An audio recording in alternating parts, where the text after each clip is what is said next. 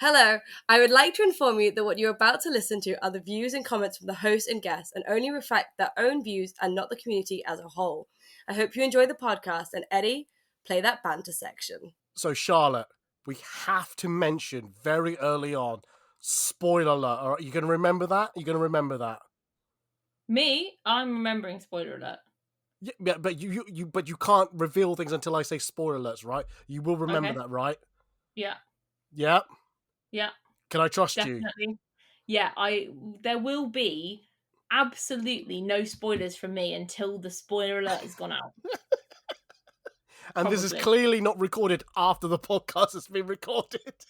Probably. Can't guarantee. I won't mention No! or until after the spoiler warning. God, I've got to put the bleep machine in here. Beep, beep, beep, beep, beep, beep. Oh my god, please do that. And then everyone will know what I'm talking about, but no one will know what I'm talking about. Yeah.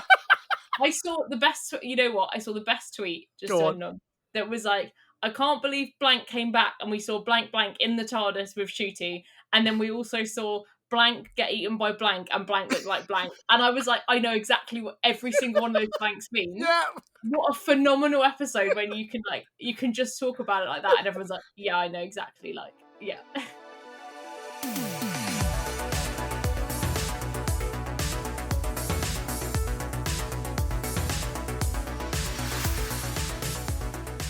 Hello, everybody. This is the Ed Talk About podcast, a weekly keep saying weekly, but it's not weekly. It's a podcast series talking about cosplay, Comic-Con, and everything else. I'm your host, Eddie, and this week we are talking about Doctor Who.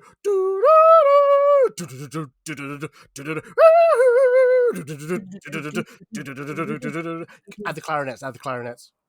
Bum bum bum bum bum bum ba-da-da-dum bum ba-da-da-dum bum bum ba-da-da-dum. That is actually the baseline clarinets from the new 15 one. I'm not obsessed with anything. I generally tried to listen for it when you mentioned it to me, like the last time we talked about this. Anyway, joining us on the podcast is Charlotte. Oh, Charlotte Watch Cosplay. Welcome to you. Hello, it's me. Yes, it is you. You are. I think you may be the second person to appear on 2 consecutive podcasts on my series. Oh, thank you very much. Yes, you've broken a cardinal sin of mine, which I try to vary up my guests every week, so it's doesn't seem like it's too, what's the word, samey all the time. But I'm willing to break a rule for you. I did say to Arthur, I'm recording a podcast. He's my partner, and he went, "Oh, is this Eddie's one again?" I was like, "Yeah." So he knows what's up. He knows what it's about. Anyway, Charlotte, how are you? How was the last of it? Let's do this briefly because there's a lot to cover about this Doctor Who. I have been up in Birmingham watching Doctor Who, and then in London watching a play, and then today I'll hopefully unpack from Comic-Con, and then tomorrow I'm off on more stuff. So I'm exceedingly busy currently. That's my life. That's your life. That's everyone's life at the moment. Yeah. I haven't told you this. I've got a new desk table, and I love my new desk table. Is it? Does it move? No, but I know that's the trend to go, but I don't like. Not saying I don't see the point of it for me. For everyone else, I can totally see it, but for me, it's not. Doesn't suit me. Yeah, I agree with you. Basically, it's just a deeper table. My other table, but they're both IKEA, and yeah, that's nice. Yeah. But this is a much deeper table. I can put more things on. I can actually do my editing here without feeling cramped and all that. So I just love it. Anyway, nice. That's what I did. That's what I did for since Comic-Con, since I last spoke to you. So we're going to get really fast edits back from this. Sorry, your audio garbled. I didn't quite hear that. Oh, sorry. Yeah. No, that's my emotional support ice cream that got in the way. Why you got an emotional support ice cream? Because I woke up from a nap and I went, I'll make a cup of coffee. And then while I was making a cup of coffee, I thought about everything I wanted to say and I got overwhelmed and I got myself an ice cream in the freezer instead of thinking about it. And now I'm here. To be fair, I had to watch that episode twice. Yeah. Just to understand the feelings I felt for I think I've got so much stuff to say. So I was like, I said to you at the beginning in the green room, and I was like, I will kind of jump off where you are. Yeah. Other you can't even list out everything. No. So, yeah, exactly. So what I usually do, so this episode's about the Doctor Who 2025 season that's just finished on BBC and Disney Plus, wherever you're watching it in the world. And usually I just do a review of the whole season, episode by episode. Like, what was the nice little bit from here? But there was so much in that finale that I'm actually going to concentrate on the finale more than this series. But I will say this that just to give you a bit of clarity or a bit of like understanding where I'm coming from, when I come from Doctor Who. So I've started watching it since 2005, since the Christopher Eccleston era onwards. And I technically think he's my Doctor, but I remember even younger seeing like a scene of Doctor Who, and I did get scared from it, so that's why I didn't watch it then. So I've been watching it since 2005 onwards. So, and I've been watching more or less Doctor Who since then, and I've more or less generally enjoyed every season of Doctor Who, barring the last 3 or 4, maybe 5 seasons of it. But I'm talking about storyline wise. I think I've loved every Doctor iteration since Eccleston onwards. I've understood and appreciated everyone that's taken up the role, the companions that come with it. I have no ill will towards any of the actors or the characterization of each of the Doctors and companions and villains. I just loved how they portrayed it. And this will show later in when we talk about one part of the finale of the season. But the second era of RTD, Russell T Davies, who brought back Doctor Who in 2025, no, 2005 even, I was really excited for it. Were you excited when Russell T Davies came back for the second era? I was, yeah, I was really excited. I was also interested to see if I wanted to see if he was just good at writing, or if it's because I was younger that his writing was better. Hmm. Um, but no, I've actually really enjoyed. I think he's definitely had some misses, but he's had a huge number of massive hits as well. Oh yeah, absolutely. And I think when we talk about misses, his second tenure of Doctor Who, doing both the 60th and the first year of Ncuti Gatwa's Doctor, I found those episodes really difficult to watch. As in, I did not enjoy it. I felt it missed something, but I couldn't tell you what it was. And yeah, I was coming into season 2 like, go, this better be good. But I'll spoil it now that I love Ncuti as the Doctor. I think his characterization of it is beautiful. I Yeah, love that he's emotionally connected to himself, and I know a lot of people don't seem to understand that nor like it, but I'll talk about that later. Or should we talk about that now? I think we can do because I feel the same. For me, so those who don't know about me is that I'm very pro mental health, and I'm going through something for the last almost 3.5 years now about mental health, and to see a grown man crying on screen when something emotionally happens, like a death of a character, or um, a conflict within his um, oh god, part of his identity, shall we say, in Dot and Bubble. For those who know the episode names, as I mentioned it, I understand where that emotion comes from, and it's good to see that he doesn't just shrug. I know he doesn't shrug off deaths like that easily, but because the way now Doctor Who's written, it's such a moving, fast-paced show that he doesn't really allow the Doctor to show that emotion or feel that emotion at that moment or later on. It just happens and goes, type of thing. But whereas Ncuti really allows that emotion to come through, and I love that. Do you share those same opinions? Yeah, I think he shot straight up to like my kind of joint second Doctor, maybe third, just Ooh, for like lack of stuff, like who's your lack of favorite as then? much Who's your stuff. favorite? Matt Smith, Oh, um, Tenant. then Tennant, then Ncuti, Mm, yeah, because not to be like, oh my god, it's so relatable, but like I am, for anyone that's met me, a very flirty bisexual woman who, if you make me angry enough, I will cry at you. So I'm like, well, if I was the Doctor, I think basically that's how I would react to stuff, and also to see someone who he gets so frustrated, he's like emotional, he gets angry and emotional, yeah, and like that's completely fine to do. So that was nice, but also having the like flirty energy of like, oh honey, like, that is how I just kind of am in life. So to see Doctor Who almost like legitimize how I feel like I would be if I was there. It genuinely, I sobbed when he left. I did not want him to go. He's so comforting. Spoilers: he's left Doctor Who. I don't know if that news has traversed the interweb yet. I don't know if anyone knows that. Listening to this and you didn't know that, get out. Hang on, before we say anything more, spoilers ahead. And before, guys, spoiler alerts for this episode reviewing the final 2 episodes. You might actually have to add that in at the beginning. I know. Let me see the posh one. Ladies and gentlemen, thank you so much for joining us. There will be spoilers ahead in this episode as we'll be discussing the last 2 episodes of Doctor Who.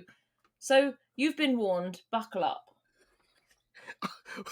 You're welcome.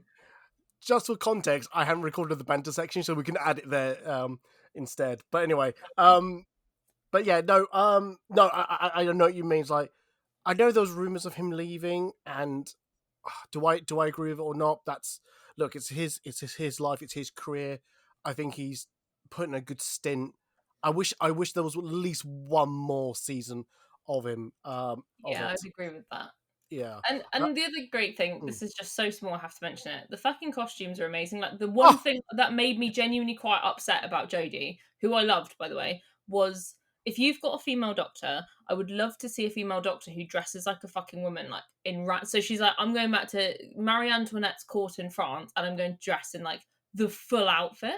So the fact that Ncuti had like a different outfit every episode, he had that incredible pinstripe kilt thing. I was like, that is the level of fashion I expect from my doctor, because you've got the TARDIS wardrobe, you've got the budget, like that is what you, if you're a time traveler, you'd get bored otherwise. So I have to add that in as like a massive plus point, the whole of Shooty's era. Oh, absolutely. I think some people were really pissy about going, oh, it should change his outfit. How are we going to relate? It's like, they're just clothes. They're just things for him to wear, so he's not naked all the time. Also, it makes sense he actually would change his clothes every so often. Why would he stick to the same outfit all the time? Actually, that's like more of a red flag than anything else. But I mean, yeah. I mean, besides him scanning humans without their permission, which we'll touch on to that later on. As I said, I found the whole first season. So I need to move on with this because there's a lot to talk about. I found the first season really problematic with how it was structured. But the second season, it felt such classic RTD type of structure and rhythm and this. And there wasn't really one bad episode in the 8 episodes that we were given for season 2. Can we just highlight one episode? And I'm hoping we're agreeing on this, excluding the 2 finale. From which one? 1 or 2? Oh, 2. There was no good episodes in 1. Fuck off! They absolutely are. The Well, obviously, is the best. Oh well. Oh yeah, the Well. What's good in season 1? Boom is incrrogue. See, I 73 yards is really good. 73 yards. I will say that's good. That was a good one. Dot and Bubble, I really enjoyed. Rogue has Rogue in it, and I will not hear a fucking word against that. Okay, that's fine. That's fine. Whilst they used the word cosplay instead of LARP, I will let them get away with it. The Devil's Cord was really good as well because of Jinx Monsoon. I think that the season 1 was incredibly strong, but was let down by the linking plot. So, like, if you take the episodes as a fun Doctor Who episode, it's really good. If you try and work out why it snows, you will be thoroughly let down. Oh God, yeah, that's what really. And I will keep bringing this up because I am fucking butthurt about that one. We can swear on your podcast, can't we? Yeah. Yeah. Why the fuck is it snowing? I was rewatching Boom before Con. They make such a big deal out of the fact that it snows and she's upset, and then it is literally never mentioned. That's what I'm saying. That's what I'm saying. That's why it was so dreadful, because it tied up nothing, nor explained anything. It was just like, oh, she's just a baby. She's just normal. And like, no, you can't do that. And I still think that there's still something about Ruby because of how it ended in the finale. Anyway, we're jumping in. But season 2. Highlight episode for me, The Well. Fuck me. I even really got spoiled about what it could have been from some other Doctor Who commentator who I think is this episode that's linked to it. I went, oh man. So when I watched it, I went, oh man, I wish I had that moment of like seeing that, like that realization coming to fruition. Did you have any inkling of what that episode was about? Well, I know that a lot of people knew because they had the midnight in the thing. I realized I had heard very vaguely, and I thought it was bullshit. But when they said they mined carbon-46 right at the beginning of the trailer, I was like, that's diamonds, which is what the planet was made of. So I was Yeah. like, carbon-46 is the sci-fi term they use when they don't want you to immediately think of diamonds. So it now immediately makes me think of you're hiding something. So the minute they said that, I was like, yeah, it's midnight. But like, what a fucking Oh, to follow on from a great episode and not ruin it is insanely good. Like, what? so good, so good. It's like I've never felt so tense watching it. And I was watching it during I'm the bad with daytime. horror, and I was scared. Yeah, like I was watching during the daytime. If I watched it at night, I think it'd be even actually after this podcast, after I've edited it, I might watch it just to watch it during the night and to see how I feel. But yeah, oh, so good, so I good. really enjoyed Lux as well, actually, as much. Lux. I didn't, but I appreciate for what it was and what it did. I thought Although it was very classic RTD of like everyone, even all the small characters you meet along the way, like the woman in the diner who wants her son. Like yeah, every single person they met had a reason and a story, and you didn't feel like it was rushed while they were telling you, and then everything got wrapped up at the end, and you weren't like, oh, but what's XYZ? And I thought that was a really nice like one-off story as well. yeah, no, I will agree to that. Yeah, absolutely, 100%. Any other highlights you want to bring up in the first 6 episodes of season 2? If we just talk about because yeah, Conrad, I thought it's a great oh, concept. Think tank is a great concept oh because you would absolutely have naysayers about if you've got unit tower that big. I'm yeah, glad they did the foil of like people would be like, what the fuck is unit tower all oh, about? that was literally a mirror and literally to what's happening now, Yeah, in this world, in this country, to our next door neighbor. It literally is. And just thought, oh, if that's not so much on the nose about how we are living and how we're treating each other, I don't know what is. It was done in a Doctor Who way, but such a way to show the mirror to ourselves as a yeah. society. So yeah, And I I, thought Robot yeah. Revolution was really fucking weak. Sorry, No, that's none of my questions from that have been answered, and I think that's because of reshoots. But I also think that's annoying. yeah. Story in the engine, I loved the art style, but was like not less invested, but it felt Mm. more like a waiting for the big plot to come back. And then obviously Doug Ado is like the best thing's ever happened to television ever. That's my synopsis. That's your synopsis. Okay, all right. No. No, stop. I don't need earworms like I I was it when the Hey Dougie stick song came out. I was the one that went around going sticky stick. So I was that annoying little prat. Excellent. Excellent. Yes, indeed. Right, let's get on because there's so much to get through the last 2 episodes. I mean, we can just talk. We can just go to the last episode, but so I watched, just to give you a bit of context. I didn't realize Charlotte did this as well, but we both watched the the 2-part finale in the cinema. And as an experience, were you glad you did that, or did you wish you were at home on your own? I'm glad I did that. If because I love a good Doctor Who theme. So Mm, getting to hear just the music in the cinema is just so worth it. And to just also to know that you're in a community of people where everyone's just there because they love one thing, mm. etc. etc. It's really nice. There was less reacting, more reacting from our group than some other groups in the cinema, I will say. But not in a bad way. But I think if you do go and watch it in the cinema, most people I've heard, and I subscribe to this, is you'll probably then go and watch it in the next couple of days on your own, so you can like kind of let it sink in your privacy rather than like trying to absorb everything whilst also reacting to like the next thing that's happening. Oh, 100%. Yeah. Um, I think our cinema, because we were in London Borough, I think a lot of us got really excited about certain key frames in that, and I was glad I was with fellow nerds, fellow Doctor Who fans, and Yeah, I was so good and happy about that. Um, so let's get on with the 2-parter. So it starts with so the episode's called Wish World, and the Doctor wakes up with a companion called Belinda, Belinda Chandra. They are in this scenario. They have forgotten who they were, who they are, and they're both married to each other, and they have a child called Poppy. very Twilight Zone. Very Twilight Zone.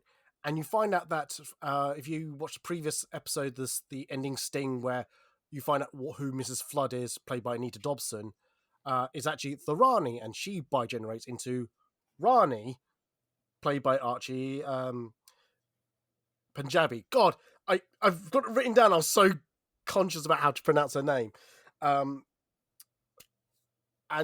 I just want to get straight off the bat now.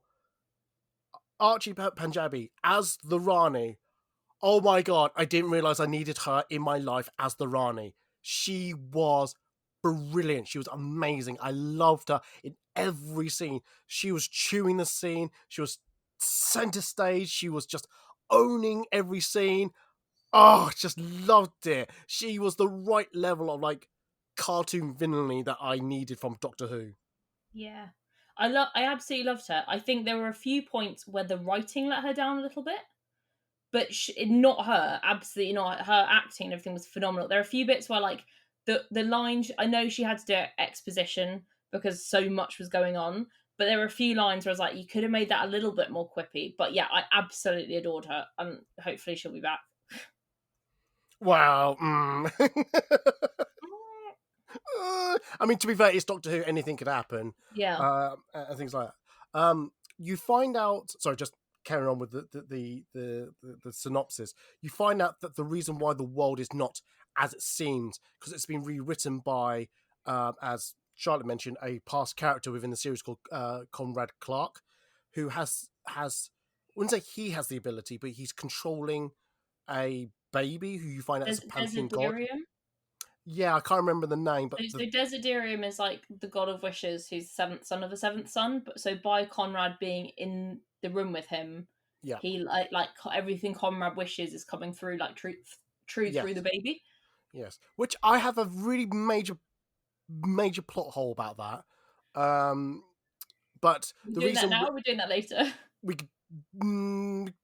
do that nowish, but basically the wishes that Conrad is asking is creating a world, and the reason why they're doing it so they can thin out the reality of the current plane of existence, so they can get to someone underneath it.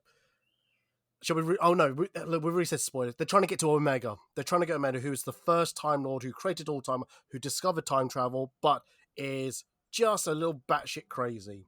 Just a little. But the reason why the Rani wants to get Omega is to rebuild the Time Lord Gallifrey society.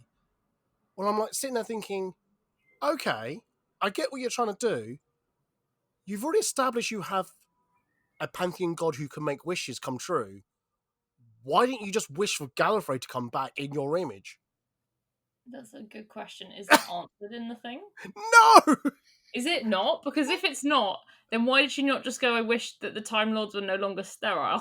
Yeah, exactly. Or something like that. I love that. I love that point. I love that point about the Time Lords that are sterile, because I think that's a really good... Because I although it does begs the question, I'm sure I've seen children about, but unless they don't grow up, I don't know. But anyway...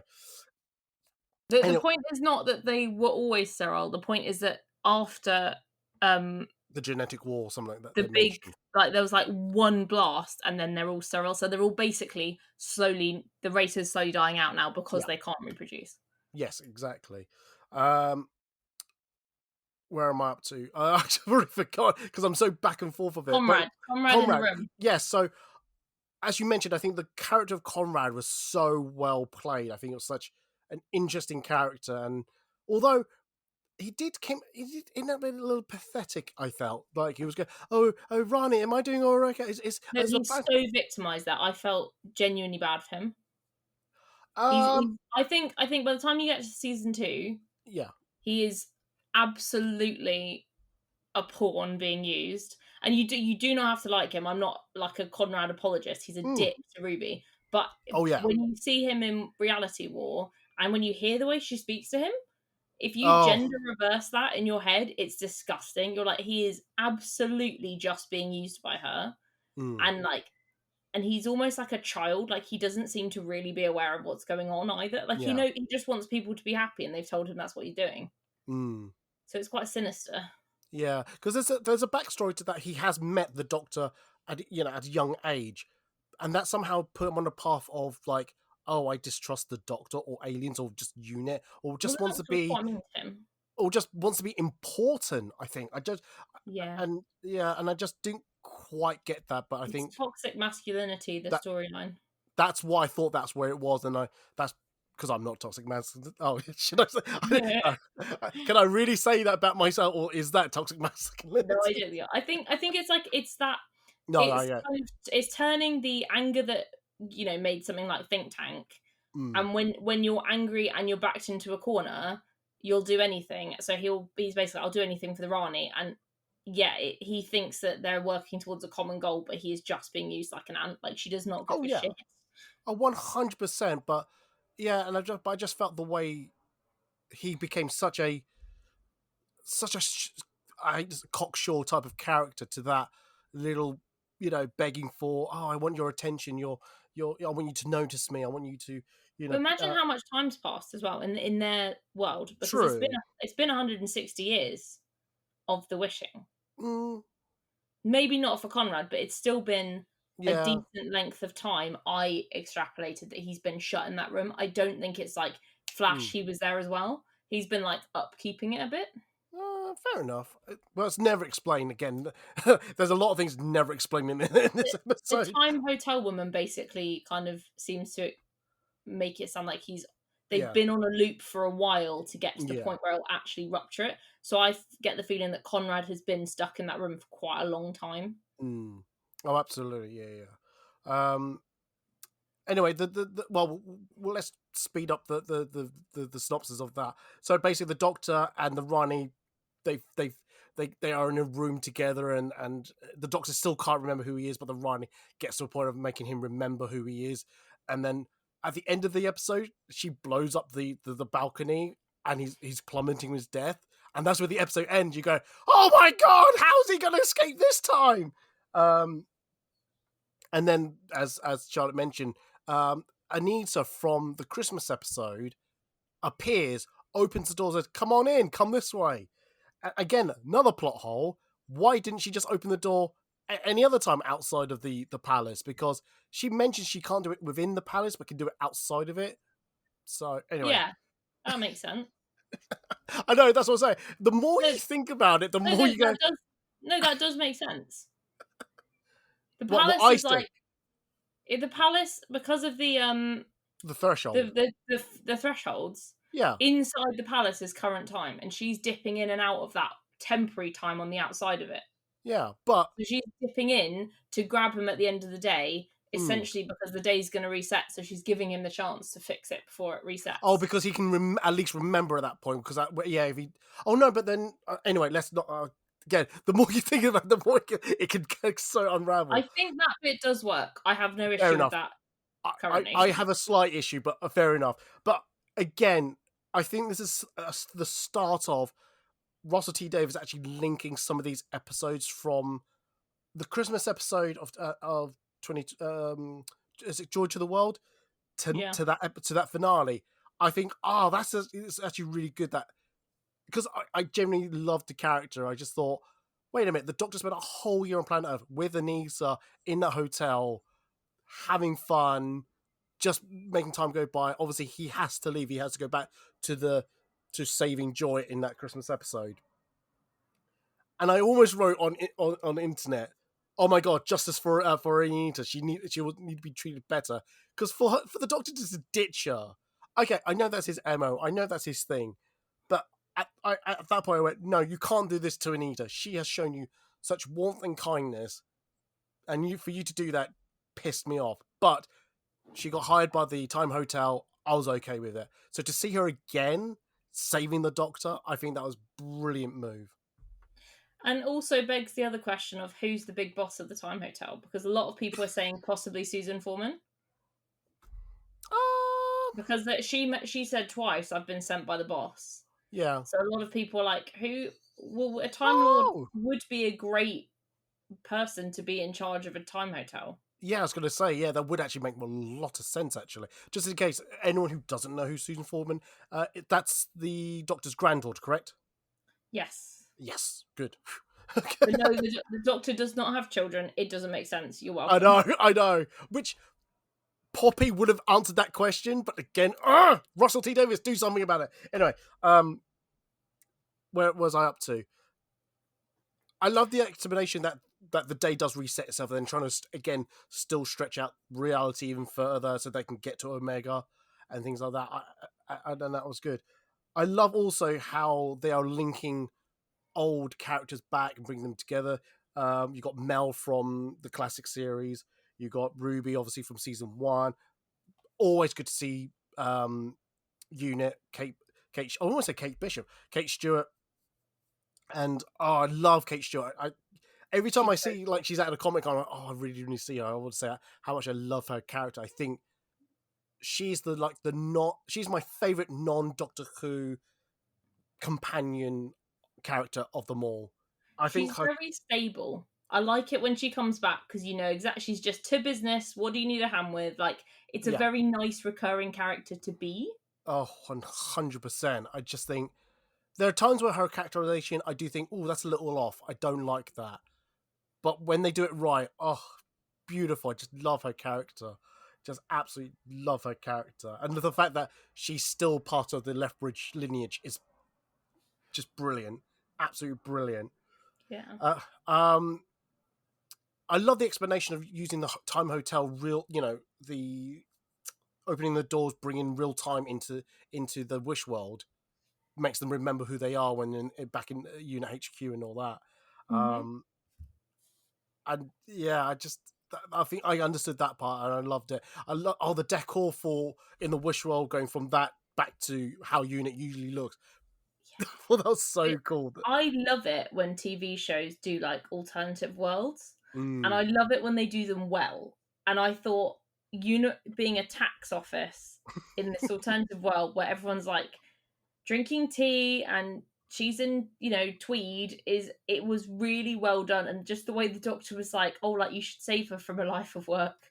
I was like, it was such a good juxtaposition of like Unit Kate to Unreal Unit Kate, and I really, really enjoyed it. Oh, absolutely! I think that there was so many good areas to look at and things like that. I don't usually watch the Doctor Who Unleashed, but when I watch the last 2-3 just to understand certain things, they talk about the set designs and all that, and I just loved it. So if you get a chance to see Doctor Who Unleashed, go do a watch it. They're really good watches. Let's talk about Belinda. So, yeah, I know. Hold your horses. I love Belinda. I mean, I love Belinda. Yes, but hang on. Let me describe her. Yeah. Let me describe her. So, when you first meet her at the beginning of season 2, she's a nurse at a hospital, and she's going home, and then she gets kidnapped by these robots, and that's how the Doctor meet each other. And the one scene in that episode that really made me go, "Oh my god, this companion is feisty and willing to stand up to the Doctor." It's when the Doctor scans her for the first time and goes, "Oh, look how how amazingly ordinary you are," and she goes, "You scanned me without my permission. You're dangerous." And I went, "Oh my god!" The many times he's done that to people and just not got consent. I just thought, "My god, that is so true." And just her personality throughout those 6 episodes really left a real mark on me. The one thing about the first 6 episodes, the one thing that really still bugs me, how did she know that was called the TARDIS without being told that was the TARDIS? Still don't know. You know what is an even better question that we've in our group reluctantly decided to call like a wardrobe error. Oh. The first scene she's in, she's wearing Ruby Sunday's jacket from Dot and Bubble. It's the exact same jacket. I own it. I know this. Oh, is it? Okay. Yeah, when she's sitting on the bench. And so for the longest time, I was like, either she's met Ruby at that point and she's gone back to do something, and Ruby's gone, grab my jacket from the TARDIS or something. Yeah. Or that is Ruby with a chameleon thing on, fixing something to save her. And I was like, both are really cool options. I wonder, it's got to have an explanation, because giving a previous companion's jacket to someone, the next companion, is, I would call, a medium-sized fuck up. Yeah. We've kind of come to the conclusion that we reckon someone went, fuck, she needs a jacket, and they grabbed the closest one. Oh, yeah, probably. But that actually bothers me almost as much as the stupid snow thing.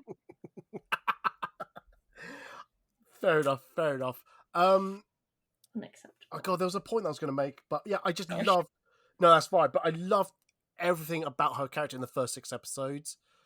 I think, like I said, she really challenged the Doctor's perception or the viewpoint of how to deal with her, and like I love that she was very reluctant to travel with the Doctor. She didn't want to go, oh my god, time and space, let's go.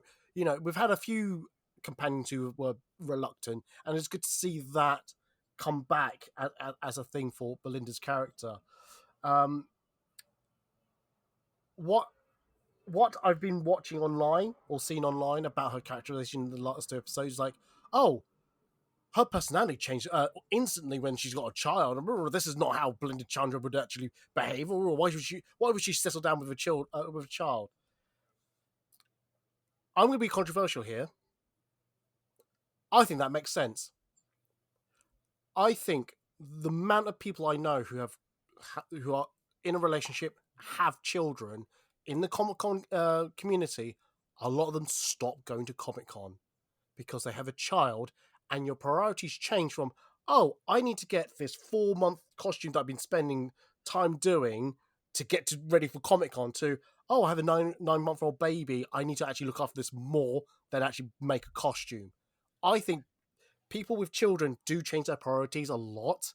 So I would regardless, posit. yeah, Sorry. go on. No, well, I was going to say, though her characterization, you would argue, would she have children in the first place? That's not the question. The question is, she already has a child in front of her. Her perception of wanting it, of having a child, looking after the child, it's there, and I can understand that. And I was speaking to my sister and my brother-in-law about, we're talking about like sharing food for each other. I was like, I don't think I'll ever do that with my child if I ever have children. And my brother-in-law said, no, trust me, you do that. You do anything for your child. I went, huh, interesting. And then watching the episode, I went, actually, that makes more sense to me. So that, as much as I don't like that her character did change during Wishworld and all that, I can see why that characterization change happened. Go for it, Charlotte. I don't think the issue is that her priorities changed once she had a child, because I think that does make sense. I think the issue is that Russell T Davies set her up as someone who wasn't going that direction and then went, have a child, settle down, fuck off. Yeah. I Oh, think no. is the bigger problem, because when she's, and this is where I'm struggling to work out what we're meant to think. This is the only bit I'm actually genuinely quite confused on, is, are they forgot about her? Are we meant to think that she had the child the whole time and she was actually telling the Doctor, I told you I had to get home, and it was genuinely for this child the whole time, and that it's been a bit timey-wimey, but the entire time she's trying to get home for that? Or she thought she just wanted to get home before, and now she wanted to get home for the child, now the child exists? So I can explain this from my point Please of view. do. So the first episode is her just getting home, full stop. There is no child. Because if you remember, in the first episode, she lives in a flat. She's not living in a house. Oh yeah, true. Okay? Yeah. So when the Doctor goes in and uses his regeneration power to change, to move the universe by 1 degree, Mm-hmm. that is the change. That's the change. And because his timeline doesn't match up with everyone else's timeline, so when he arrives back to Earth, and then Belinda's going, I told you that I was going back to my child, that's in a sense the new timeline. I see. Okay, yeah, I get it. I mean, I don't hate it. I think I understand it. I think what upset people most, and I'm with them on this, is that she has acted her ass off this entire season and done an incredible job. So for her to not really be in any way part of any of the fight, like, you could have put the Yeah. fucking child in the box on its own. Yes, it would have been arguably more horrible for the child, but like, this is a TV show. I want to see you acting rather than necessarily being like, the character would have done this. So like, I do understand that people were like, this was Belinda's season, and Yes. I do fully believe that Ruby should have been in it just as much as she was, because her story was not done. She's very much part of the Conrad unit stuff, but this was Belinda's season. So to end your season finale doing arguably the bare minimum, even if people are fighting for you, is frustrating. No, do you know what? That's something I forgot to mention, and I didn't write that as a note. Yes, I agree, because I did think that when I first watched, I went, Belinda's character is hardly in it of, I'm not saying of action type, but just you can essentially in that last episode take a character out and nothing really changes. I would have loved to have seen her like knowing her daughter was in the box and like the future of the Time Lords, whatever, and fighting for her tooth and nail on the outside, and being like, maybe even putting Susan Twist in the box with her, and being like, basically be a nanny with this box, and I'm going to go and fight for my child, because there can be no world where my child is shut in this box for eternity. I'm going to make the world safe for her, and like I think I would have preferred that, because I wanted to see a full like angry Belinda just go for someone, like full righteous anger. Oh, absolutely. I think her facing the Rani would have been so good. Also, this is bad on me because I saw 2 and 2 and made 4. I generally thought what was special about Belinda was that she was the child of the Rani. Because at that point we never saw her mum. She talked about it. Sorry, which one's Belinda in this scenario? Belinda. Oh, Belinda, right. Sorry, my slurred speech, but I thought Belinda was the child of the Rani, the second Rani that came out. No. Yeah, I know. And I thought, oh, that would be really interesting that the Doctor, for a long time, was just traveling with one of his enemy's offspring. But that would be cool, but I don't think that was ever... Oh, no. I just thought it was a far-fetched stretch. Oh, I see, yeah. Yeah. Talk about the Rani. What do you think of Anita Dobson as the Rani? I fucking love her. I love her. You know what? Because the Rani has the like sass and the slightly insane streak that the original Rani had of like, I'm just here to do experiments, and if you don't like it, fuck you. And then a Rani, which is the only way I'm differentiating these, or I'm going to lose my mind. Good idea, yes. Oh, Mrs. Flood. Had that. She's got a weirdly compassionate streak for the Rani, and I think it's very cool to see such an inherently, arguably just mad and evil character suddenly have a slight conscience, because she wasn't trying to stop the Rani, she just wanted to do it slightly differently. And when that ring fell on the floor and she immediately yeeted out of there, I was like, oh, yes. In every universe I would have done the same thing. So I have nothing but respect for you, and for her, like, her self-preservation levels. And I also think that, like, out of the two of them, she's more interesting as a character. So I'm pleased that she's still around, and I do hope we'll see her again, like even with the Master or something in the future, because that is a very interesting dynamic. See, I had the reverse. As much Is that because she was hot? No. Yes. And I mean that, and I mean she was really hot, but I'm like, is that because aesthetically she fit your idea of the Are you doing Archie or Anita? All of the above. No. As I said, as I mentioned earlier, Archie was so good as the Rani. Yeah, all that leather. Yeah, did something for me. I won't admit that. She's dressed as Harley Quinn, and Eddie has completely lost all objectiveness.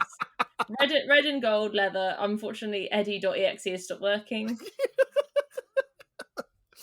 Oh, jeez. Not to call you out on your own podcast. You do that anyway. True. Yeah, I know, because as I understand the Time Lords, it's still a continuation of the same person. Yeah, there's a slight deviation of characterization. But this version of Anita Dobson's Rani felt really off to me. Like, so compassionate, so caring at times. Yes, there was every so often she does mean streaks. I remember the was it the Christmas special or the final? No, it was the final episode of Ruby Sunday's season, where she was like talking to Ruby's mum or grandma, really like quite distastefully. I went, "Oh, that was weird." But she's very much a foil, so I think I don't know. She's a foil to the Rani, but I think it makes her more interesting. Yeah, no, I just found it a bit. I found that off-putting, that characterization. And if you had to have a Rani, the Rani, one of those two to survive, I'd rather the Rani survive than a Rani. But it would be interesting, like you said, in the future, see how that comes about and how they utilize her character. I mean, I've seen people say that because she fell into the Underverse with Omega, it would be fascinating if at some point, because they did not really use Omega for such a huge character reveal who was there for like 10 Oh, seconds. but And don't get me started on the Omega. So I'm like, it would have been cool if, or it would be cool in future if they're like, oh, there are these purple cracks appearing, and you know, maybe the Rani's voice is coming back out, and it will be a Rani v Rani fight. Yeah, Um, I would love but that. the Rani will have gone a bit mental, having spent some time down with Yeah. Omega in the Underverse, and the Rani will have to basically equally as mentally fight for Earth so she can carry on being weird. Yeah, but I thought. Oh, so let's go on with the story. Let's bring the story up to today. So there's a part after when the Doctor meets up with the Rani again in the Bone Palace. I should have mentioned that earlier, but I forgot. They all actually have an agreement to actually open up the portal to see the Omega, and you see this giant CGI monstrosity of digitalization of Omega. And I thought, from what I saw, so it sounds like you saw it different to I did.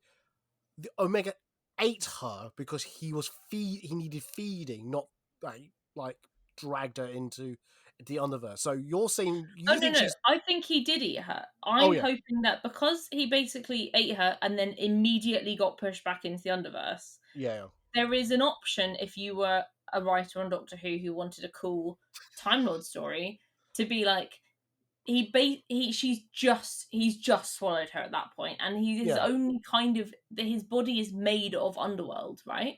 Mm, So like it might be quite cool if it's a kind of like they both dissolve back into the underworld, which is all essentially the same thing. mm, Why could the Rani not tap into the underworld power the same way he has and be mm. corrupted by it and basically have like a weird Omega Rani mess of like physics Yeah. and shit down there? I, So I do see that she was eaten, but I also thought like they were back down there so fast. If you wanted to play it differently, you absolutely could. Absolutely, but I still want Archie to come back because I think her portrayal of the Rani was Yeah, so good. I wouldn't yeah, want to see a version of her played by someone else, if that makes sense. yeah. Just to show that underverse thing. I think a bit of makeup here, or as Or like a twisted version of her, but still her playing it. yeah, exactly. I wouldn't want to see a CGI version because clearly, I'm gonna have to call them out for this. Their use of CGI in the first two seasons for the Big Bad have been terrible, in my opinion. I generally thought who was coming out of the Omega Door was Sutek again. I Yeah, generally thought I thought, why is Sutek coming back? And they went, oh no, that's Omega who's gone mental. I went, oh really? Because they've got the exact same look practically. as So as well as they established in the well, and I feel like they showed that they know this so well. It is scarier when you can't see the thing, yes, and because then you can imagine it. And it's been established that Sutek that has no form when he falls into the underverse anyway. So mm. you didn't need to give him the form. You could have had this bone creature as like You meant the Omega, not Sutek. yeah, sorry, Omega. You could have had this bone creature be like the premonition to Sutek, Mm. but had the actual Sutek still be the voice, not the face. And I think that would have Omega, been you a lot mean? scarier. Sorry to keep correcting. You mean Omega? You kept saying Sutek. Sorry, yeah. Omega would have been scarier if he was just a voice, Yeah, not no, a bone thing. I agree with you. I think if it was just a voice or just a glimpse here and a glimpse there, Yeah. I would have been happier. I think to see whatever that thing was, I I was really disappointed in that in the CGI budget. I think they could have designed that a lot better. You know, I've seen you can do so much thing with CGI with TV budget nowadays. It doesn't have to be movie budget, but with TV, it can be so much better. I think it's Oh, just thinking it through. Like, if you look at the screenshot of him when he's like fully out, it looks like his hips wouldn't fit through the fucking doorway anyway. So it's like, yes, you've made a massive creature, but mm, then you've made quite a small doorway. So like what yeah. make it make sense. Just apply physics. It's like I tell the Yeah. photographers, apply physics first, Oh, then yeah. worry about the cool bits. But yeah, but I do like how RTD is bringing back all these classic villains that, and this is why I said from 2000, I'm a fan of from 2005 onwards. I don't know any of this history. I can't relate to it that much. I don't know where really the Daleks came from. I know they're from Skaro.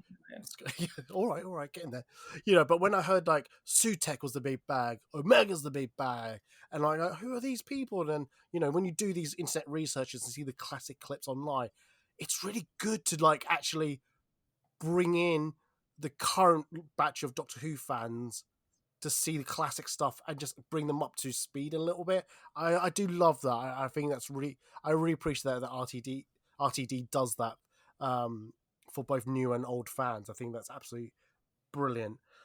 I'm trying to think where to go next, really, because the Doctor does save the world. Well, unless you want to say something. I was going to say go to Ruby. Oh my god, Ruby! Oh my god! Because right, and yeah, go. You go. This is your moment. You go.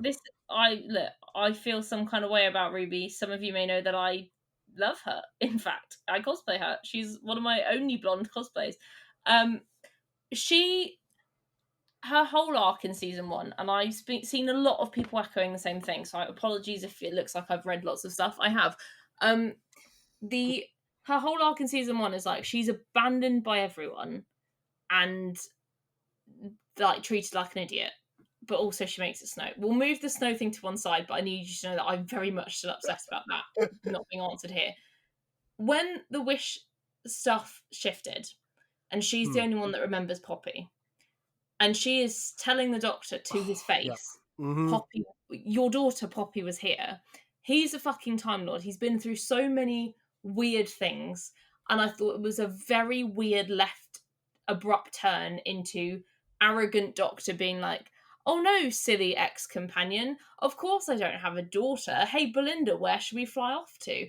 And like having that, I don't think that Doctor, you can feel differently. I don't think Ncuti's Doctor, if it wasn't wrapping up, having to wrap up, would ever have stood in the TARDIS room and spoken exclusively to one companion at the expense of another, but also talk down to her as much as he does in the finale, right at the end, where he's like, but I don't have a daughter. And she has to literally break it down for him, be like, when have I lied to you? Why would I possibly be making this up? Like, she has to go so far to explain to him that he's trusted her this entire time, why not now? While everyone's telling her she's mad. And then suddenly he gets it. And I've got a massive issue with that, because I just don't think that the Doctor, who's been through so much timey-wimey bullshit, would think that an ex-companion would rock up in the TARDIS looking like she's just lost her mum and lie to him about having a kid, knowing how important it is to her. And like, it felt very off. And like, had none of this happened, and if he wasn't going, I think he absolutely would have still wanted Ruby to travel with him if she wanted to. So it felt disappointing for Ruby, for her to basically be like Deus Ex Machina for your child, but then never really have that like nice closure with the Doctor herself. I know what you mean. I actually so the scene you're talking about is where Poppy, Doctor, and Belinda are happy together with Ruby, all in the TARDIS. They put Poppy into the cot, and for some reason they're holding a jacket. And they keep passing the jacket between each other, but the jacket is shrinking, it's disappearing bit by bit, and then eventually Poppy disappears. Yeah. For some reason, Ruby seems to only remember Poppy, and both of them don't, just very dismissive or just forget her. And there is a callback to that, because there's a bit where the Doctor's talking to Susan, saying, "Oh, is the box ready?" Belinda goes into the box with Poppy, and Belinda does ask, "Oh, what happens if she does disappear?" Well, our memories will disappear slowly. So that's a bit of a callback link to that moment when I was watching it again. But we know the memory will disappear, right? Yeah. But then I thought that was the end of the point. Yeah. I was like, Eddie, no. No, I thought halfway through that scene, I thought the Doctor did remember or did know, but it was so painful for him to actually acknowledge it that he's pretending or has to just fake not knowing that she existed for the Doctor to carry on.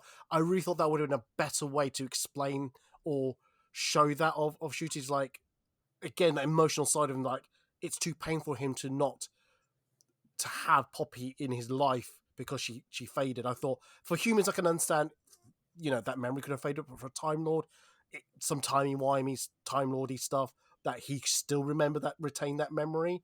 I really thought that was happening, but like you said, the other half of that when they were back in unit towers, I just thought, oh god, no. Yeah, I think the way you're describing it, I can now see exactly what you're saying. I agree with you 100%. It's just bizarre. Like, if you were the Doctor, and I want you to genuinely, if you're listening to this still, after my rant, think about this.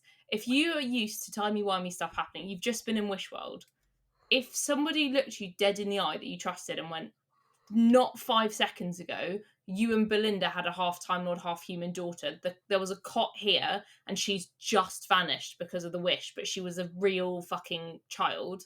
Yeah. If you're the Doctor in that scenario, any Doctor, I would posit, you would go, okay, clearly Ruby is remembering something, so we should explore that more. You would not go, oh no, Ruby, like, come on, me and Belinda want to travel, like, live, laugh, love. And it just felt strangely disrespectful. And I understand, and if you look at her fringe, it is a reshoot bit. I understand that. Yeah. It disappointed me a tiny bit because it just seemed so disrespectful, again, to another companion who he was almost unkind to. And I'm like, you're leaving these companions to save your daughter. Give them the send-off they deserve. And I'm sure they'll be back in unit stuff, and I really hope they are, because Ruby especially is a fantastic character. Yeah, like I said, I think all companions are great in their own way. There's not one that I would have gone, oh, they don't deserve to be a companion. They're all great. So I do wish and hope they will come back. I think I can imagine Belinda's character wouldn't come back so quickly, so easily. I think they would wait. Poppy might. They might use Poppy in future. So I can see like her doing a cameo, but I'd like to see Ruby almost being like a unit regular. Yeah, I'd like to see, actually, yeah. I still think there's something about Ruby that doesn't fit right with me, and I wish they explore this more. Because it links back to season 1. Why is she able to do all the things that she can do, but no one seems to be able to explain it? Like you said, sorry to bring it up, the snow thing. Why has that never been explained? Why is she the only one that seems to remember the alternative timeline or alternative memories?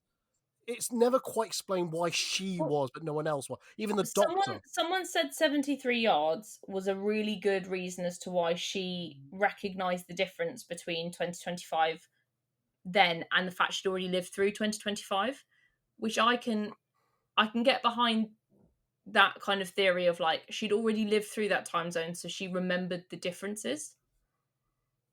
But it's still bizarre because this is the thing. She remembers everything. She's very Deus Ex Machina, which again, partially reshoots, but partially she just is. And it's so... I went back because I thought I was mad to watch some bits of to season 1. And I was like, maybe we're... The meme of, well, how does she make it snow is what's made it so big. But, like, at the end of Boom, the Doctor pulls Monday aside and basically goes, when she gets upset, it snows. And, like, the snow comes down, and when she dies, the snow freezes and then starts falling again when she's healed. And I'm like, that's not a subtle plot point. And that's also not someone... that like, a human woman... A normal human woman can't do that. So you can't just pretend at any point that Ruby's special thing is that she's normal. So if you don't explore that in future, it's just a bizarre thing to ever have added. Yep. No, I agree with you 100%. 100%. I'm raging. Yeah, so I know. As I said, the more you think about it and watch the final 2 episodes, the more questions come out of it. And anyway, let's move it along. So unless there was something else you want to bring up. I think what I might want to bring up is the bit you might want to bring up next. Is it in the TARDIS? It is in the TARDIS. Okay, all right, let's do that. Okay, let's do this. All right. So when the Doctor goes, oh my god, I need to save this person I don't remember, and he gives up his life to save another life, and he says he needs to realign the universe by 1 degree. So he goes into the TARDIS, goes into space, and he's about to prepare, he's about to do it, and he's having this pep talk with himself. The TARDIS shows him past iterations of himself, and he goes, oh, but I was the best. And this familiar voice from afar, with a Sheffield accent, booms into the TARDIS and just comes on screen. I have to say this 100% of my soul, my energy as a person. I have never jumped in the air, punched the air so hard and screamed, "Oh my God, Jodie Whittaker's back!" Ah! I cried. I was already teary from Yeah. the glancing through the rooms to see like Rogue and Matt Smith, and then I heard her go, "Let's say best male, shall we?" And Yeah. I lost it. I Same. absolutely lost. Her costume was built for that TARDIS. Oh my God, yes. Like, Yes. just to see her standing there and walking through it, I'm like, I've never seen a costume and like a doctor fit so well into another Yeah. doctor's TARDIS. And then the way the two of them bounced off each other, like the genuine warmth and Mm, joy, and like it, the dialogue was incredible. mm. And one of the only bits that disappointed me about the end of Jodie's era was that she never said "I love you" to Yaz. So to have that be put in this Yeah. really tipped me over the edge. He was like, when Yeah. you never say it, but she knows. I was like, I Oh, I needed know. to hear that, and I I think am. I felt that as well. I felt that as well. But I it was beautiful, and Yeah. out of all the doctors they could have brought back, that was the perfect doctor for shooting. I mean, as long as they didn't bring out the other guy because he keeps coming back. Oh God! But We're like, I'm assuming that's meant to be referring to Tennant. So, yeah, but yeah, just to have Jodie there, and I mm, think they are very similar doctors in that they're both yeah, gay as fuck. They're both very like joyful and effervescent and loving mm, and emotional doctors. yeah, So to have that moment where because often when there are multiple doctors in the TARDIS, it's very stoic and it's like, oh, I don't like. And she did the I don't like this. You've redecorated, yes, great, but just getting her own back on a future one. But like to have instead of the like, oh, let's compare dick sizes and TARDIS sizes, which is absolutely fine and fundamental yeah, Doctor Who, to have this pure joy of just like, oh, I don't say I love you, and he's like, yeah, you do now, and like that mm. warmth of emotion was Oh, so lovely. and this is what I mean by I love Shooty's version of the Doctor. So emotionally invested, in touch with himself. Just able to like be free of a lot of things. And I love that about this is why I miss his character so much, because I'm worried the next Doctor, I'm not saying we'll do a 180, but we'll not tap into that vein of emotion as much as Shooty does. If they do continue that and even explore that further, I'll be even happier. But to see the 13th Doctor, Jodie Whittaker, just being herself in the TARDIS, talking, like you said, talking to Shooty's Doctor, the 15th Doctor.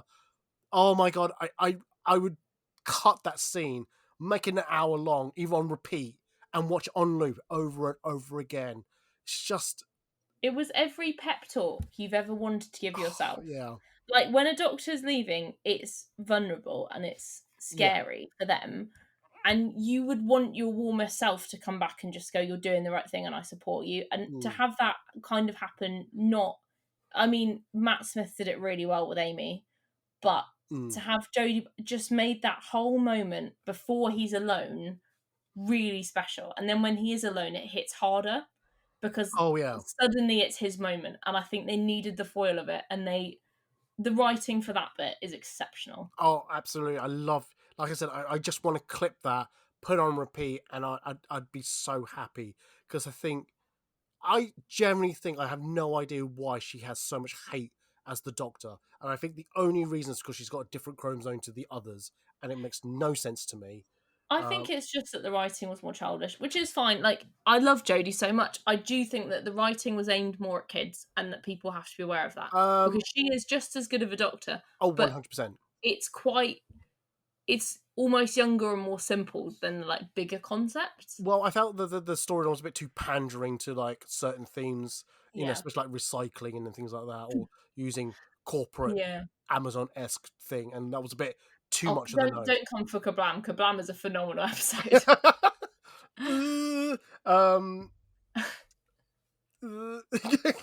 You know what? And I've got the YouTube thing open for it, and yeah. the top comment is, "Don't go in fear. Go with that lovely smile."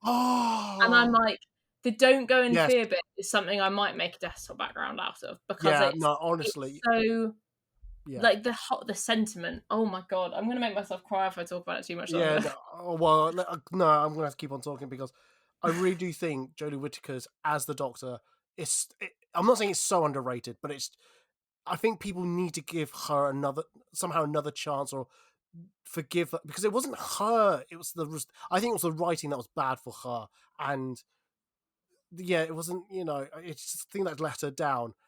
Everything else about her loved and brilliant. I think her time as the Doctor was the right length of time. It's just the storylines given to her was not the greatest, especially all the controversy that was changing the gender, changing the Doctor's history on a dime type of thing. It was just it was very controversial, her era, and I'm glad she really proved with like bringing her back in with great writing and as like a foil for another Doctor Who. She absolutely stands on 2 feet there, and you're like, yes. Oh, yeah. That is the through and through the Doctor. 100%, 100%. And oh man, I'm gonna have to go and find that scene now because it's so good, so good. Right. Anyway, let's get to the future. The elephant in the room. The elephant in the room. And how dare you talk about Billy like that? As I said, hearing he was like he had to regenerate and all that towards the end, I thought, oh, that's really sad. So I was like really on a downer at that point of that, and then him archangeling himself outside of the TARDIS to regenerate, floating in the air somehow on his back heel was kind of that cool. took me. Yeah, it was comical. It took me out of the scene a little bit. No, I said kind of cool because cool. No, it's been established as a gravity field there. It is entirely plausible. Fair enough. Yes, I think I remember. I think now I remember. So I should say. But him regenerating, I was like, oh, they're going to review who it is. And as you said, it turns to be Billy Piper. And I said the words in the cinema, what the fuck, out loud. I don't know how many other people said the same thing. I don't know if the people next to me heard me, but I'm sure they shared the same sentiment. And I was ecstatic when I saw that. I went, oh my God, they pulled off such a left field regeneration. I was like so glad that the medias for weeks didn't go, oh, shoot, he's definitely left and replaced by Billy. Oh my God, there's rumors of it, and I saw only one rumor about Billy being in Doctor Who again, but nothing confirmed. I don't know if they said she was going to be the next Doctor, but was going to be in the series somehow.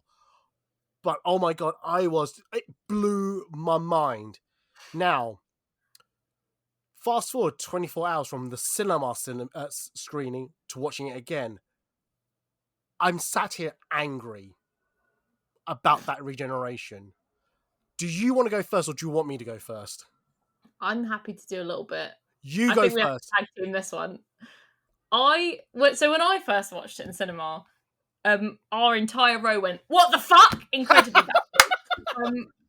And I actually said no at the time because I love Billy. I would love nothing more than Parallel Universe Rose be back, or Bad Wolf Rose, or Heart of the TARDIS Rose, which is what I suspect she might end up being. But I don't want Doctor Who to feel like it has to rely on bringing back the golden era Doctor Who people, or that we'll only keep watching if they're there. And my heart broke a tiny bit because I was like, as much as I want to be, and I am behind this 100%, whatever they do with her, the regenerations are kind of sacred. And it's the passing of the torch from like the Doctor to the next Doctor. And this is now 2 in a row where they've done Doctor to an ex-Doctor and then a weird thing and then a Doctor to an ex-companion. And I'm like, I would like it to be simpler. I would like you not to rely on old people quite as heavily. And I don't, and I know they didn't say she was the Doctor in the subtitles. Let's get that out of the way now. They did not say she was the Doctor, so there is a really good chance she's not. But it was a mix of joy and like panic, I think. Because I was like, if you have to rely that strongly on David Tennant and Billy Piper, it means there's no show anymore. I agree with you with those points 100%. I did notice in the credits they said introducing Billy Piper, that's it, not introducing Billy Piper as the Doctor. Yeah. I didn't process that in at the time when I first saw it, but when I saw the comments online, I went, oh yeah, that did happen. Yeah. Here's why I'm angry. If it turns out that Billie Piper is the Doctor, I'm not angry at that. I am angry about how they are cheapening the regeneration process. I agree with Charlotte 100%. The moment of regeneration is handing the torch, passing the baton on to someone else. It is such a vulnerable moment for the Doctor. I can go back to Peter Capaldi's regeneration into Jodie, him talking to the TARDIS, walking around, being scatty, chatting, and all that. It was so heartfelt, and just you can felt how vulnerable he was at that moment, giving up himself to the next Doctor. David Tennant going, "I don't want to go." That was so vulnerable, and things like that. Matt Smith dropping his bow tie breaks me Oh, every that single time. yeah. Sorry, I forgot about that. And then was even Ncuti just standing in the doorway. That felt vulnerable as well, being on his own and all that. The lights turning off around him. That felt vulnerable. Oh my god, yeah. But then, like you said, those moments in past Doctor Who's, there was such a sacred, vulnerable moment for the Doctor. Billie Piper, if she is the Doctor, I'm only going to assume she's only going to be in it for a couple of episodes, similar to the 60th year episode. Then it will be passed on to the next person. If that's not the case, then I will take back my anger. The regeneration for me is such a pivot point of the Doctor Who's life timeline, of the Doctor's life. It's meant to it's like the end of an era. Here comes a new one coming. If we get these short stint Doctors, it really pisses me off that, like you said, they're just doing it so that it I hate to say it, calls out the fangirls, fanboys about who loves the old Doctor. Oh my god, David Tennant was the best, Billie Piper was the best. Oh my god, it's like, yes, they were good. You can still hold on to that. You can still watch those episodes, but you've got to allow stories to move on and progress from that point onwards. If you keep going back to what was good, you never progress. It just goes back into a circle. Also, I want to know, and I think we've had a little argument in the green room about this. Is the Doctor's regeneration limited still, or is it now infinite? What the hell's going on? Because I know it was meant to be 13, and then the Time Lords gave him an extra bit when Matt Smith was on Trenzalore and that. But it was never established if what the Time Lords gave him was extra lives of set amount or unlimited. Him being the Timeless Child, or the Doctor being the Timeless Child, is it now unlimited? Were they always unlimited? Did they just trick the Doctor to thinking that they were limited? I don't know. But because of this it seems to be like they're adding more rules to it now, or new dimension to it, which it doesn't need to, in my opinion. I found the 60th year bi-generation, I found that a bit problematic. Not like it was bad. I think it was a bad idea. I like the idea in a sense, but also think it's a bad idea because, well, you got two Doctors then running around the universe per se. To be fair, there's infinite Doctors around the universe at different points in the timeline. It depends on how you really want to look at it. But you know what I'm saying. Anyway, I just found that regeneration, after thinking about it 24 hours later, I felt was a bit cheap to bring back Billie Piper as the Doctor. I'm glad they revealed it to someone, but I think in that way, to do it, if they'd just done it for her, I think everyone would have been like, holy shit. But you've just brought back David Tennant. And I was thinking about it, I was like, even if they'd done it with like Amy or Clara or Martha or any of the other companions, it's the fact that now all anyone's saying is, oh, well, 14 and Rose are in the same universe again. And fan service would be bring them back together and have them confess their love for each other. And I don't want that, because I love that they ended on this bittersweet moment. And I don't want that ruined. Yeah, but also, so I'm kind of scared now that if someone makes a call on like, oh, Rose and the Doctor should end up forever, unless they do it beautifully, I'm really worried that it's going to cheapen that moment. And that's such a big moment for Doctor Who. Like, Bad Wolf Bay is one of the most heartbreaking episodes and moments of Doctor Who. So heartbreaking. Full stop. Yeah, but also, they went back to Bad Wolf Bay, and there is a version of the Doctor, the Meta Crisis Doctor, with Rose anyway. Yeah. So that's already concluded. That's tied up. You don't need to reopen that. Oh God. Anyway, look, just in case, Russell T Davies is listening to this podcast. He might be a fan of cosplay. I don't know. I want to make this one plea to you. Get your shit together and work out what the regeneration process means. Stop changing the rules. Please, for the love of God, for me as Eddie Chung of London, please get your shit together. Thank you.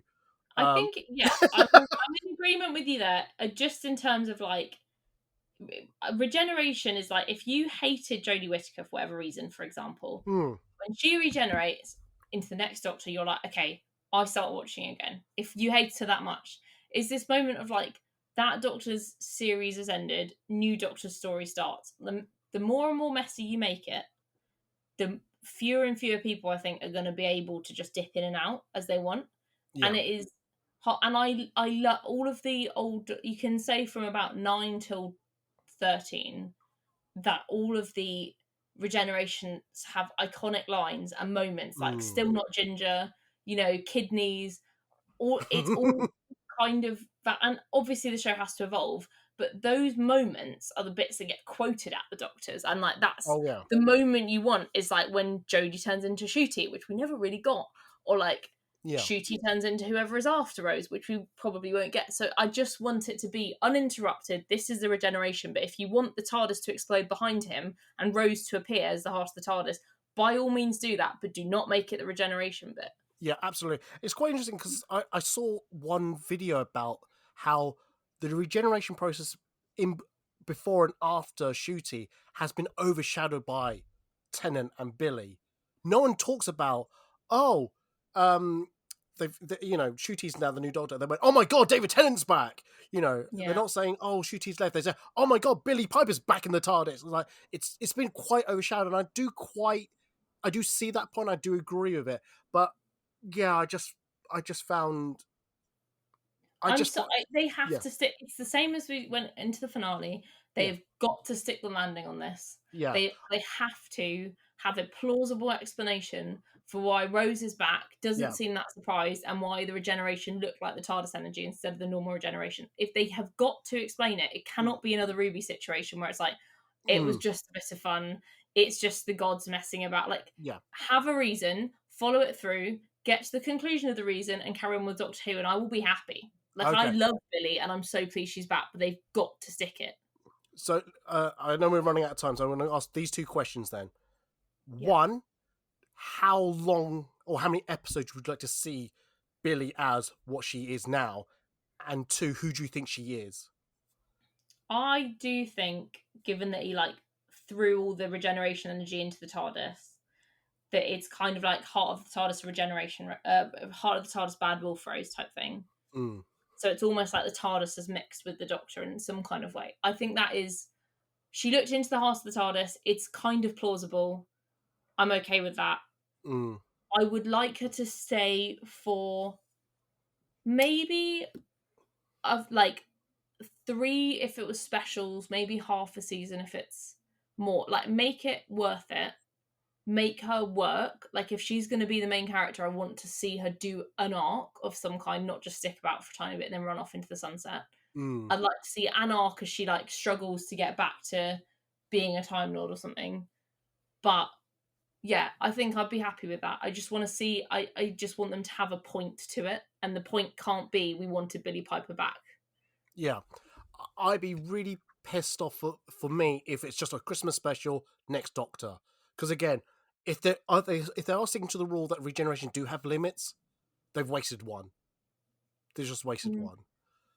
If Billy sticks around for a couple of episodes, half a season, a full season, and when I say season, more than 8, please. Please, more than 8. Yeah. 10, back to 13, that'd be great, but 10, I'll be happy. If she sticks around for a whole season, I might let it off, because there was just to me there is a plan. They've got an idea what they want to do with her. Whereas if they only do 1 or 2 episodes with her, like Christmas and New Year's episode of her in it, and then the new Doctor, I'd be pissed. I would, but also, and I was just thinking about it when you said that. Whatever happens, I am just thrilled that Billy's back as well. So that part of my soul is betraying me. I'm like, they've got to sit the landing, but fuck me, am I glad that she's back onto my screen? I'm like I said, after 24 hours thinking about it, I'm less excited for her return. But I can see why everyone else is excited for her, and I am living it through everyone else. So I'm not saying I'm like poo-pooing it, go, oh fuck this. I'm loving everyone else is enjoying it, because as a Doctor Who fan, I'm not living it for me, I'm living it for everyone else. And if they've enjoyed it, I can also see the enjoyment in others. We need more data before we can make an actual decision. 100%. Right. I don't let me ask this one last question then. Yeah. And which is, overall of season 2, or just overall season 2 and the finale, did you enjoy it overall? Yeah, I did. I thought the writing was, there were a couple of episodes I was genuinely scared or like emotional in.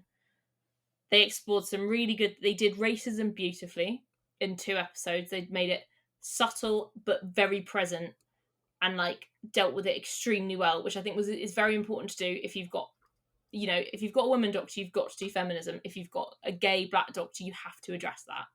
So to have that was really nice. And like I got a very warm feeling, and I loved Ncuti throughout.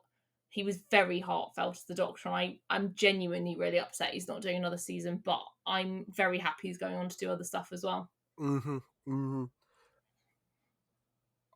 I think my initial, when I walked out of the cinema, by the way, just to say, I had to run from one cinema screen to the other because I was going from Doctor Who to see Karate Kid Legends. Nice. So I didn't have much time to think about it afterwards or get home and watch it again. I will rewatch season 2 with joy and happiness throughout. I don't think I've got too many bad. As much as we picked apart this finale quite a bit, I can still watch this episode and still enjoy it for what it is and what it presented to me. Yes, I like it to answer more questions, and I'm not going to get that now because they're not filming at the moment. But I can watch it and go, I enjoy watching Ruby, I enjoy watching Belinda, I enjoy watching the Doctor, Unit and all of that, the Ranis. The pun joke. Oh, God. Oh, what was it? Is it? That's it for the 2 Ranis. That's goodbye. That's a goodbye from me, or something like that. Do you know what that's reference to? It rings a bell. The 2 Ronnies. Oh right, yeah, no, I thought it was, but yeah. I'm really badly phrasing it because I can't remember. No, yeah, you are right. I did notice that, which is, and I was like, yeah, that's so on character, just not taking anything seriously. Yeah, I see. I missed that in the cinema. It's only when someone pointed out on online about it, and I went, "Oh man, I'm so gutted I missed that." But I will have such fond memories of watching season 2. I might have to go back and watch season 1. Do I pick it up from 60th year episode? I think the important thing is that they are rewatchable. Like I will 100%, same as I watch all of the old ones, happily sit down and watch these again and again and again. And I think that's the mark of a good season. I'm not like, oh, I'd skip this one. I'm like, nah, just watch them. It's pretty good. No, that's good. No, and like I said, I think we both enjoyed it. It's just that I think there's still a lot of questions still to be answered. It's not like there's 1 or 2 questions need to be answered. Why is it snowing? Why is it snowing? And if we want to throw a massive curveball in there, someone explained to me why every time a god showed up, they've zoomed in on a spoon, and that's not been explained once. And I've not seen enough people be upset about that online. Spoon? When Maestro shows up, they drop a spoon in slow motion. Lux's light comes through a teaspoon. The spoon saves the universe in the 60th. There's 2 more spoon references throughout when the gods appear. I'm like, I was literally over here like, oh my god, they're gonna make some incredible like teaspoon reference, and no. So, yeah. Russell, if you're listening, just give me a spoon explanation. I'll be happy. Of course, clearly he's listening to my podcast. He's got lots of time now. He's going for every podcast. I'm like I would say middle podcast list. He's listening to every podcast, desperately trying to work out why Billy's back and seeing what other people are. He's like, let me listen to all these hypotheses and I'll pick the best one, and that will be the reason. Oh my god, that would be absolutely quite funny if that's how he gets his ideas from. That is absolutely what I would do if I was a showrunner for something like Doctor Who, and I saw someone had a good idea online. I'd be like, "I'll take that, thank you." That would be absolutely hilarious. Okay, is there anything you want to add? Talk about Doctor Who, Ncuti? I'm just very. You know what? I'm very happy. I left the cinema and I was like, I like that we have stuff to discuss. Television's not television if it's not got a talking point, and like they did a really good job. The sets, the everything, like having more tangible sets, everything. I was so happy watching it, and it really feels like kind of like the heart of Doctor Who's back again. So yeah, I'm very much looking forward to what comes next, and I will be the first ginger female Doctor. The minute they ask me to, I'm just waiting on my letter. I think the Dalek postman is coming to your front door now. Do you want to get? Do you want to go and check now, or should we just end the podcast? Loco. I'm Oh my sorry, god, I've the stolen Jadoon! I love the. Oh yeah, bring back more Jadoon. That's my only other request because they are great. Oh, did you see the trailer for the spin-off? Yes, Alonso's back, isn't he? Yeah, But he's not Alonso anymore. he's not Alonso. Yeah, he's some other. That looks amazing. The redesigned Sea Devils. That's a really good example. Oh, is it? Oh. Yeah, I think so because I think they basically listened to everyone who went they look shit and went yeah you're right. But yeah, no, I'm really looking forward to having more Doctor Who spin-offs again because I think anything that expands the universe gives them more stuff to play with. So and it looks a bit grittier and a bit more like adult political drama, which I'm here for. Absolutely. The fact if they're giving us less episodes of Doctor Who, they need to give us more spin-offs. It is fewer, but I will give you that point. Sorry, fewer episodes. But I'm happy to be corrected. I am absolutely happy to correct it. You're the one that taught me how to. It's not subtitles, surtitles for theatres. When the at the top, yeah. Yes. You know, you're making it sound like I just come on your podcast and actually, which I'm aware is exactly what I've just done, but still. But I'm happy for you to call me out like that. Everyone else, no, but you, I am happy for you to call me out because I believe you know what you're talking about, and I can accept that I don't know what I'm talking about at the time. Eddie is very graciously allowing me to use my fucking useless English degree for one thing, and for that's why we're friends. Thank you, Eddie, for supporting my life choices. Absolutely, I am bowing to you. I know you can't see it, but I'm bowing to you. Excellent. Anyway, right. Let's end the podcast. Charlotte, if for some reason they don't know who you are from last week's episode, who are you? Where can they find you? My name is Charlotte Woolrich, spelt WOOLRYCH. You can find me on www.charlottewoolrichphotography.com or on social media at @CharlotteWoolrich_cosplay or _photography, depending on what you want from me. I am available to be hired both for the Doctor and for on-set photography, or just for photography generally. I don't really use Twitter anymore except to support Taylor Swift, so ignore that. Okay. So that's probably mostly just type my name in and I'll pop up. You're welcome. If you need to find me on the social medias, if you just go to foodandcosplay.org/links, that's where you'll find all my links. If you go to foodandcosplay.org/podcast, you'll find previous podcasts talking about cosplay, Comic-Con, and everything else. This talk about Doctor Who, it's the everything else. With Charlotte and other guests, with other subjects. And if you go to Patreon... The hell is that? Sorry. Are you? If you go to patreon.com/foodandcosplay, you'll find what's it called? Podcast extras. I probably won't do a podcast extra this week, so apologies for that. But I will upload a raw and edited vlog that I record personal points and views. So this one I'm about to upload now. I think now-ish. Once this podcast finishes, is basically personal viewpoints of MCM London, and yeah, that'll be it. And then hopefully next week we'll be talking about cosplay and Comic-Con. I can't imagine what I could talk about with recent news on the social medias. Oh, I hate people. I know people are the worst, but anyway, let's not talk about that. I don't know if that will be a talking point, but anyway. if there's nothing else, Ruby Sunday, sorry, Charlotte Warwick, is there anything you want to add? It was Agatha all along, and I want Catherine Hahn as Doctor Who. That's my last bid. Also, sorry, one more thing. Sorry, one thing. Why was Conrad Clark, calling the Doctor in his storytelling bit Doctor Who? He's not known as Doctor Who. Did you not see all the book covers or all the Harry Potter book yes, covers? I knew that, and that was a dig at clear some author. Can I just say, fucking iconic though. I know, but he's known as the Doctor, not Doctor Who. I don't know, because it's like a bedtime story. Mm. Doctor Who was doing this because he's telling it from like it's Doctor Who was doing this, not the Doctor. And I get it, but I kind of liked it because it's like Doctor Who and the Seven Deadly Sins, right? Oh, not right. The Doctor and the Seven Deadly Sins. Oh, okay, fair enough then. I took it literal as it's the Doctor. Anyway, let's not go down that road. Anyway, on that note, and that is it about Doctor Who. I'm not going to talk about the Doctor anymore until probably the Christmas special, whatever. Anyway, on that note, I'm going to say goodbye, and they're going to say goodbye. So, bye, guys! Bye! Bye.